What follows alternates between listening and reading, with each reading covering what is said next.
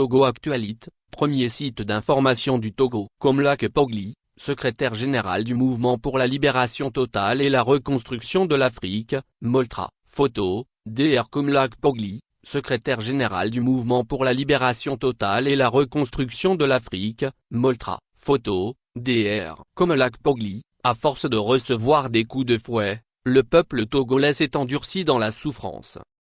5 février 2024. 0. Partage.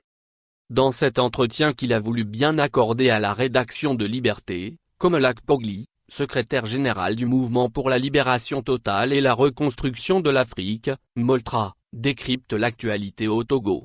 Bonjour Monsieur Pogli. L'actualité au Togo est marquée cette semaine par un nouveau scandale Pegasus, un logiciel espion très sophistiqué de la société israélienne Zo. Deux journalistes, Loïc Losson et Anani Sossou, ont été ciblés par cette arme numérique. Selon Reporters sans frontières, RSF, en 2021, une liste de 50 000 numéros a été potentiellement ciblée avec Pegasus au Togo. Votre réaction? Komlak Pogli. Le régime de Faure Gnassingbé a toujours recours à tous les moyens qu'il peut pour contrôler le peuple togolais dans le but de se maintenir au trône colonial qu'il a usurpé depuis 2005. Il n'y a donc rien de nouveau là. Le logiciel Pegasus est mis à la disposition de Faure Gnassingbé par Israël il y a bien longtemps. Mais ce qui est certain, c'est que rien n'est éternel ici-bas. Peu importe les moyens d'espionnage, de corruption, de répression de toutes sortes que Faure Gnassingbé et ses amis utilisent, un jour nouveau finira par se lever dans ce pays. C'est à ce moment-là que les adeptes du régime héréditaire de type colonial qui brime le pays depuis 1963 comprendront qu'un peuple est une force incontrôlable sur le temps long. Dans l'histoire,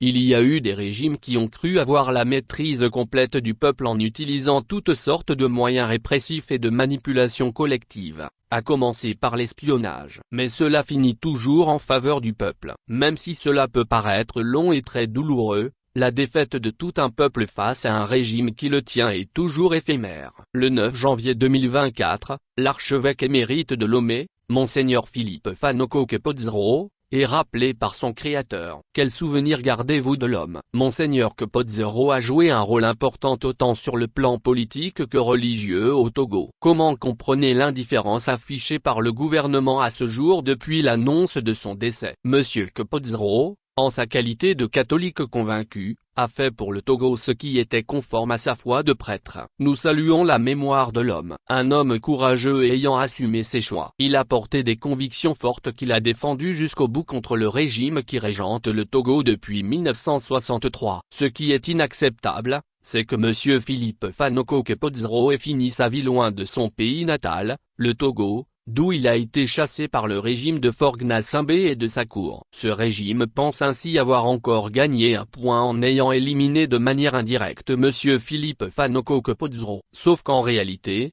il ajoute un grief supplémentaire à la longue liste de récriminations que les Togolais tiennent contre lui. Les peuples ont de la mémoire. La faiblesse populaire constatée aujourd'hui dans le pays ne durera pas éternellement. Le moment de rendre compte va arriver. Le Togo se prépare à organiser des élections régionales et législatives en mars prochain. Et êtes-vous pour ou contre les élections? Pourquoi? Quelle solution proposez-vous pour résoudre la crise socio-politique qui dure depuis des décennies? Il n'y a pas à être pour ou contre quelque chose qui n'a jamais existé.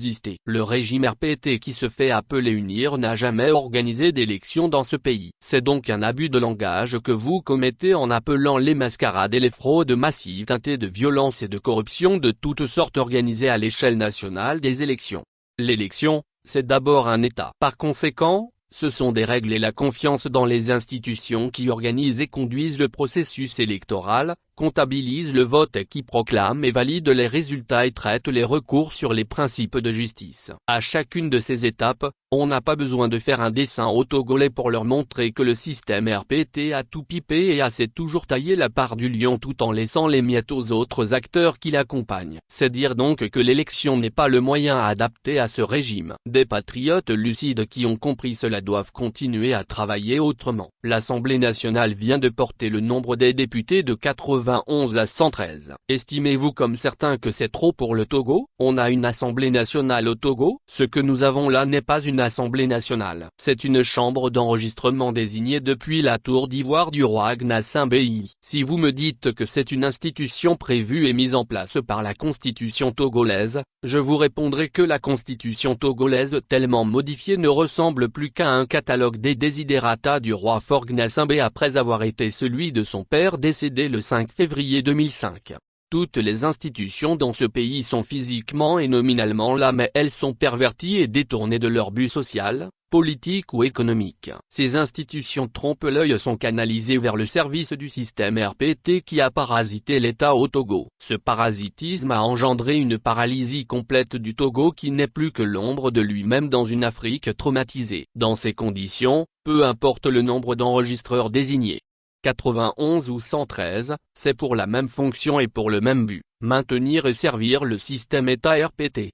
L'Assemblée générale des Nations unies a adopté le 12 décembre 2023, une résolution appelant à un cessez-le-feu humanitaire immédiat dans la bande de Gaza. Mais le Togo dont les dirigeants se passent pour chantres de la paix, de la médiation et de la tolérance, comme à son habitude, s'est distingué en optant pour l'abstention. Au même moment, dans le conflit entre la Chine et le Taïwan, le Togo n'a pas hésité un seul instant à prendre le parti de la Chine. Comment peut-on expliquer cette diplomatie à géométrie variable du Togo? Il ne s'agit pas d'une diplomatie à géométrie variable, mais d'une constance diplomatique. Toutes les prises de position du système État RPT sur la scène internationale sont guidées par un seul et unique but: se maintenir au pouvoir. L'idée directrice des actions et des abstentions de Faure Gnassingbé et de ses amis c'est de ne pas fâcher leur soutien étranger et d'engranger d'autres amis étrangers en prévision d'une éventuelle flambée de sa confrontation permanente au peuple togolais. Toujours sur le plan diplomatique, Faure Gnassingbé se démène pour faire libérer les prisonniers dans d'autres pays de la sous-région, mais reste foncièrement hostile à la libération des prisonniers d'opinion au Togo dont certains sont morts en détention. Pourquoi le régime togolais s'obstine tant à ne pas libérer les prisonniers politiques? Pendant que des gens comme Jean-Paul Oumoulou sont détenus arbitrairement, le régime togolais se gargarise de faire libérer un peu partout des prisonniers politiques. C'est à pleurer de rire si tout cela ne comportait pas de tragédie. On ne peut pas, si on est un brin sérieux, aller nettoyer la cour du voisin quand sa propre maison est sale. Il faut donc que Jean-Paul Oumoulou et tous les prisonniers abusivement et arbitrairement détenus soient libérés immédiatement et sans condition. Ces libérations montreront que le régime RPT est prêt à commencer des efforts pour abandonner son double visage. Autrement, le but de Faure Gnassingbé et de ses amis en développant cette double face c'est de conserver le même visage, comme je venais de le dire. Ils n'ont qu'une obsession: garder le pouvoir colonial et ses privilèges au détriment du peuple. Pour réaliser cet objectif stratégique, leur tactique consiste à jouer au beau à l'extérieur tout en gardant une main ferme à l'intérieur contre tout ce qui tente de résister à eux. Ainsi, pour conjurer la menace interne que proviendrait de tout Togolais qui critique ou qui résiste à l'ordre établi instauré dans le pays, les tenants du pouvoir polissent l'image de leur régime hideux à l'extérieur.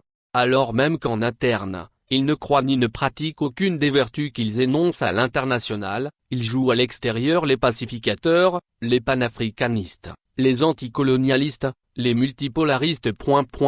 Ils surfent sur tous les concepts en vogue au sein des opinions sur la scène internationale et en Afrique dans un but manipulateur. Tout, pour ce régime, est une affaire d'image et de superficialité pour tromper le monde extérieur afin de le mobiliser contre ce que le système RPT considère comme son ennemi mortel, le peuple togolais. Ainsi, le jour où le peuple togolais va se lever contre ce régime, Faure Gnassingbé et ses amis diront alors qu'il s'agit là d'une manipulation du peuple togolais contre eux en raison de leur prise de position anticoloniale, ce qui leur servirait de prétexte pour réprimer, selon eux, à juste titre. Il s'agit donc de préparer la guerre contre le peuple togolais. C'est cela la stratégie de fond de ce régime. Pour alimenter cette stratégie, ils ont même créé une chaîne télévision, Newvor TV, canal télévisuel par lequel des mercenaires cathodiques font la leçon aux autres satrapes africains et aux pays occidentaux arrogants et dominateurs sans jamais égratigner le régime qui détruit le pays d'où ils émettent. Atteints d'une paralysie vocale spéciale,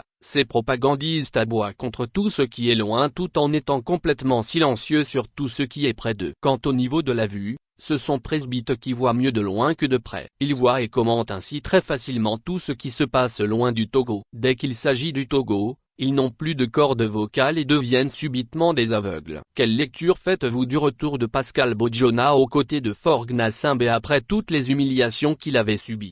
Parce que vous considériez que Pascal Bojona était en rupture idéologique avec le système État RPT? Je n'ai jamais compris cet enthousiasme envers Bojona et autres qui se sont retrouvés à un moment donné en bisbille de famille avec leurs frères et sœurs et amis.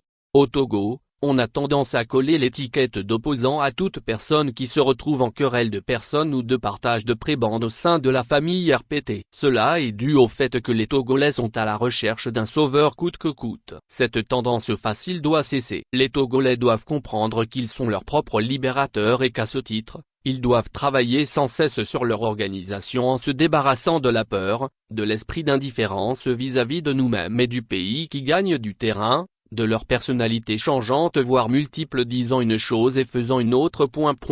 Il nous faut reconstruire la personnalité togolaise pour désormais l'habiller d'une vision collective de l'avenir basée sur le patriotisme. L'ethnisme est ce que j'appelle le partisme, culte des partis politiques au point de se battre pour savoir lequel est plus opposant que l'autre, n'a jamais construit un pays. Nous devons dépasser tout ceci pour pouvoir nous constituer en une force populaire homogène et suffisamment puissante pour renverser la vapeur.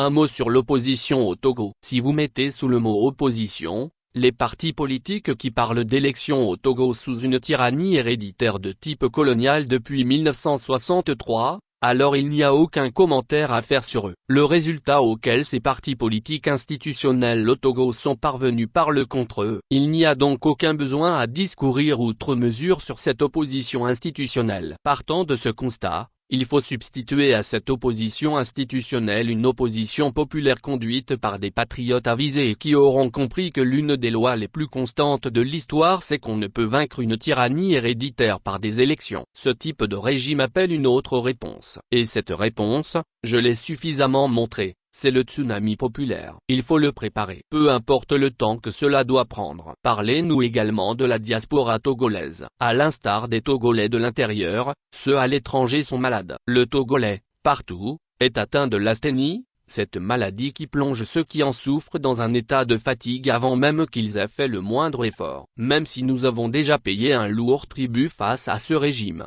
il faut dire, avec toute la froideur que la lucidité exige, que nous n'avons pas encore commencé véritablement la lutte pour la libération du Togo. Car, tout ce que nous avons fait jusqu'ici contre le système État RPT n'est pas adapté à sa nature. Notre peuple a été épuisé par un leadership qui l'a égaré sur un faux chemin soi-disant démocratique fait de participation à de fausses élections, de manifestations revendicatives sauvagement réprimées, de réclamations de réforme à une tyrannie comme si une tyrannie pouvait se réformer, de faux dialogues et d'appels à des médiations et tutti quanti. Ce faux chemin ne pouvait que conduire les Togolais dans une impasse. La diaspora ressentant cette impasse est fatiguée elle aussi. Cette fatigue se traduit par une dispersion totale, une désorganisation radicale voire une indifférence collective à tout appel à se réorganiser. En agissant ainsi, les Togolais vivant à l'étranger commettent un crime vis-à-vis du pays, car lorsque la situation est bouchée dans un pays par la répression, ce sont les filles et fils de ce pays qui sont à l'étranger qui prennent les choses en main en s'organisant sérieusement et en orientant leurs forces ainsi organisées vers le pays en soutenant les patriotes de l'intérieur. C'est ainsi que nous pouvons observer dans l'histoire que des peuples sauvagement réprimés par des tyrans obscurs ont réussi à se libérer grâce à la mobilisation et à l'organisation de leurs enfants qui ont franchi les frontières sans que la vie à l'extérieur et en exil ait éteint en eux la flamme patriotique.